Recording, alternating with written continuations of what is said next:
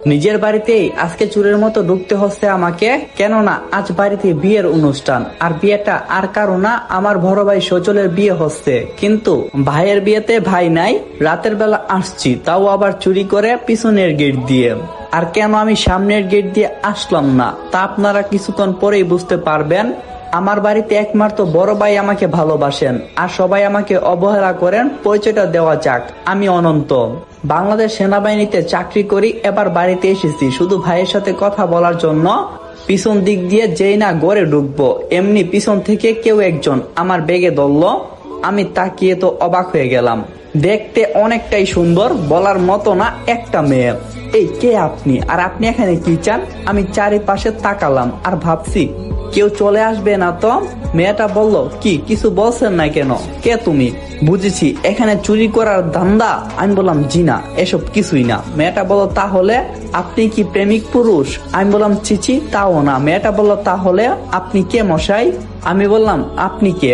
মেয়েটা বলল, আমাদের বাড়িতে দাঁড়িয়ে আমাকে জিজ্ঞাসা করছো আমি কে? আমি বললাম, আপনাদের বাড়ি মানে? এটা তো অনন্তর বাড়ি। মেয়েটা বলল, অনন্ত কে? আমি বললাম, সজলকে চেনেন? মেয়েটা বলল, চিনি। আসলে সজল হচ্ছে আমার বড় ভাইয়ের নাম, কিন্তু কোনোভাবেই মেয়েটাকে বুঝতে দেওয়া যাবে না।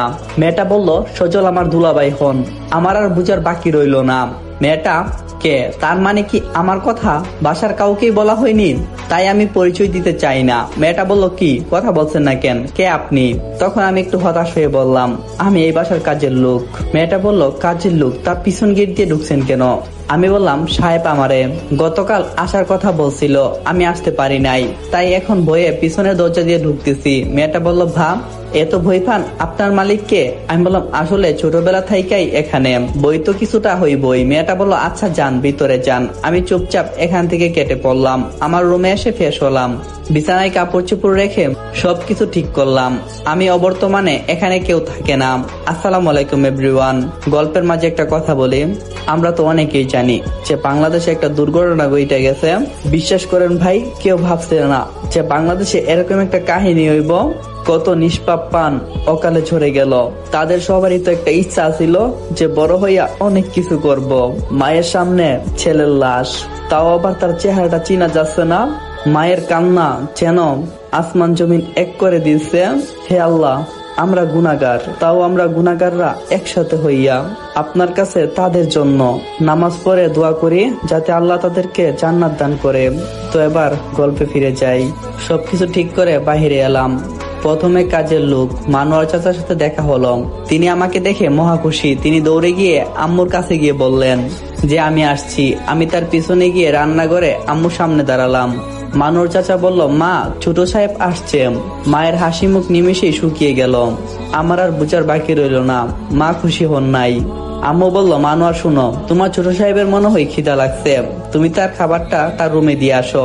মানোয়ার চাচা মুখটা কালো করে ফেললো। মানোয়ার চাচা চলে আসলেন। আমি চলে যাচ্ছি দোতলার দিকে। বাবাকে দোতলায় পেলাম। আমি সালাম দিলাম। সালাম শুনতেই আমার দিকে অবাক চোখে তাকালেন।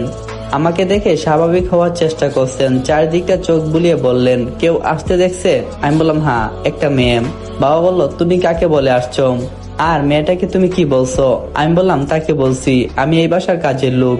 বাবা বলল, আচ্ছা, তা এসেছো কতক্ষণ? আমি বললাম, ঘন্টা 4 হবে। বাবা বলল, সবে মাত্র এলে, এখনই বের হয়েছ, যাও ঘরে যাও। আমি বললাম, বড় ভাইয়ের সাথে দেখা করতে যাচ্ছি। বাবা বলল, ঠিক আছে, যাও।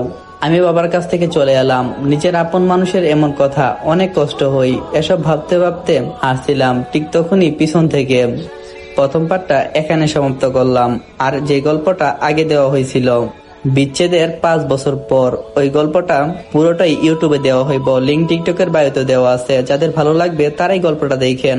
আর হ্যাঁ, এই গল্পটা টিকটকে কন্টিনিউ হইব। যদি ভালো লাগে অবশ্যই আমাকে বলবেন, আমি আপনাদের জন্য ইউটিউবে নিয়ে আসবো। তো ভালো থাকেন সবাই, আল্লাহ হাফেজ। দেখা হবে আপনাদের পছন্দের গল্পে।